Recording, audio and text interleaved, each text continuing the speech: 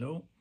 So it has now been nearly 1 week after the CIRT, and I wanted to give you a quick update and a quick outlook and also some thoughts about recovery and struggling with recovery. I made some notes as I want to share some thoughts or some experiences that I made in the past 10 years.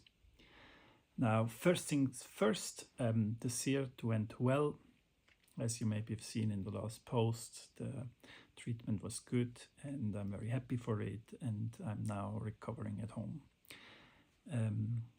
For the outlook, I saw that many of you enjoyed so much the travel videos from Tibet.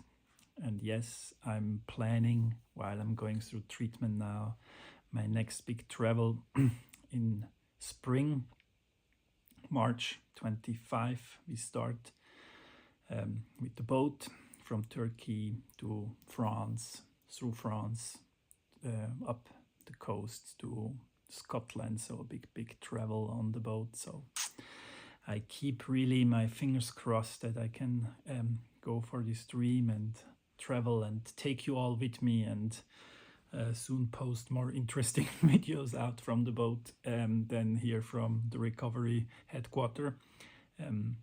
In 4 weeks or so, Felix and I will go to the boat to repair and make some how should I say, adaptations. So I will take you with me there as well. So that's gonna be more fun. But still, I wanted to let you take part of what's going on in my life now with the recovery. And I wrote down some thoughts about recovery and about struggling with recovery. And before I dive into the tips of what you should do and recover, I really want to go to the struggling part, and I would like to share with you that I struggle a lot, not only this time but also in the past recoveries. Recovering from a surgery or from a chemo or from a radiation, it's not easy, and it's not that I go through these treatments and then ping, everything is fine and I'm sailing again or I'm traveling to Tibet or whatever. It is hard, and it's hard physically. It's very demanding on your body, and so you're getting low energy, maybe you have pain, maybe other functionalities of your body are affected, you have nausea or you don't have appetite or whatever muscle, nerve pain you have. And that also affects you mentally and emotionally. Additional to the story in your head that you start thinking, oh, what if this doesn't go well? What if this happens? And so on. And so when we go through recovery, we are in a very vulnerable place. And for me, again and again, especially in this time and especially in this week, it was surprising to me to observe that again, that I am very,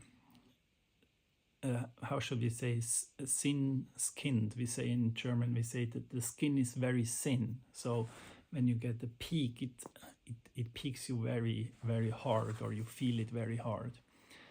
And I felt this very much physically and emotionally this week, that I was very sensitive and very emotional, and I was down physically but also internally. And when I would put this in a concept or in one concluding word, it's a struggle.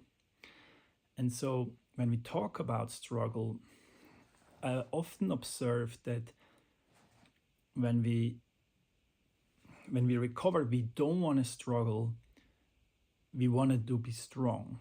So we say, okay, we have to think positive, we have to be strong, and that's good and sums up. And if we struggle, that's a failure, or that's bad, or that is like attracting more problems in our body. And I strongly believe that we have a misconception of struggle and recovery. And the misconception is that we wish for this ideal, painless and smooth recovery, and we think that is a good recovery, and that a struggling path is a bad and not optimal recovery. And so the misconception is that the struggle is the recovery. The struggle is not bad. The struggle is the fundamental aspect and part of the healing and the recovering process. Because, I mean, if you would not struggle, you would not have to recover. Let's say you cut your finger and by magic it heals in 5 minutes. There is no struggle, there is no recovery process. So the struggle is really the recovery. And I think it's important for me also to remind myself again and again that this is what it's all about, to understand and this misconception of struggle and recovery, but then in a second step to embrace it and not to judge it. Do not say, oh, the struggle is bad and I should be strong and I should be quicker and faster, be back on track, but saying, okay, this is part of the whole journey that I have to go through. It's not a journey that I like or that it's fun or that I signed up, but it's the journey I am on now. And part of that journey is that it's hard and demanding and painful and mentally and emotionally demanding. And so this whole misconception is very important to understand for us, because then we can approach the recovery process with more, how should I say, with more understanding, but also with more open arms and with a constructive mindset that allows us to not, that doesn't want to push us into this kind of being strong and being a quick recover person, but an empathic and self-loving recovering person. All right, so that's the first part that I think we get wrong when we talk about struggle and recovery, or not wrong, but often we forget about it. And once we get this mind shift or this new concept that the struggle is the recovery, maybe then we can embrace the struggle in a different way. And now I want to talk about some practical things that I learned in all the past 12 years fighting with cancer and recovering from many surgeries and chemos and radiations. Probably spent more time in the past 10 years in hospitals than most people spend their entire life in hospitals. So I think I have one or two experiences about recovery. And so here I wrote down just some very basic learnings that helped me a lot. Number one, plan for your recovery. It sounds a bit stupid, but it's really important that you talk with your doctors before a treatment and ask them what by average patients expect, or what kind of effect it will have on your physical energy level or your whole body, so you can block time for that recovery. In the actual situation, doctors told me, okay, by average, people struggle around 2 to 3 weeks. I blocked 4. Now it's 1 week after the surgery. I feel pretty okayish, not well, but I was expecting a harder thunderstorm, if I'm honest. And I'm very happy that I blocked more time, because it gives me a peace of mind. It reduces the stress of, oh, I have to do this, or I have to attend a meeting or whatever. And so I really defend a space for my body and my heart to recover. And that is really like, if it goes faster, the agenda, your schedule will fill up very quickly. So don't don't worry about that. So that's number one, like plan for your downtime or plan for your recovery, like block your calendar. So you have the space and you give the space to your body and to your system to recover.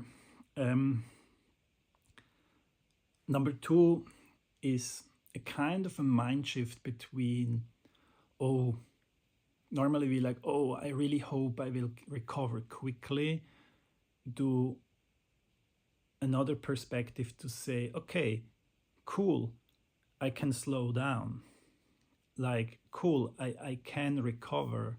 Cool, I don't have to do all these like hundreds of things that I think is very important. In the end, it's not so important. And I really like take it at my own pace. During the recovery period, we don't have to perform. We don't have to perform. All we have to do is to listen to our body and listen to its signals and getting into a dialogue with our body so we can support it. And that is a very intimate communication, and it's a very wonderful process. But you have to open your sensors and start to understand how you can like connect with your inner self. And sometimes you realize, oh, okay, now it's progressing, and sometimes it's not progressing as you wish. And it's important to slow down and not judge yourself for that and say, okay, it takes me the double time to like fill the dishwasher, no problem. So it is like that. Or okay, I go for a little walk and not a big walk or whatever. Like really change from, oh, I have to recover, into, ah, cool, I can get into an intimate conversation with my body and listen to it and adapting my pace according to it. So that's number two. And number three, and that's interesting because I observed that I still struggle with this sometimes, is to get help and support. And I don't mean only like professional help or support, but also from your family and your loved ones and your friends.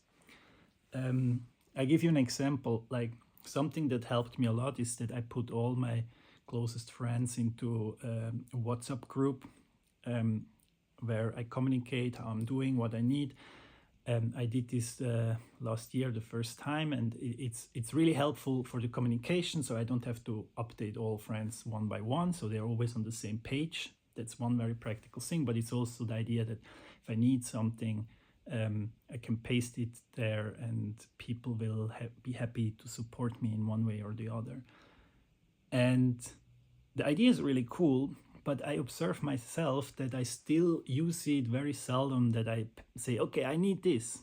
I start doing it now more and more, but still, like, this is something that I also have to learn, is that the environment is also having a difficult time and struggling, and they want to help me.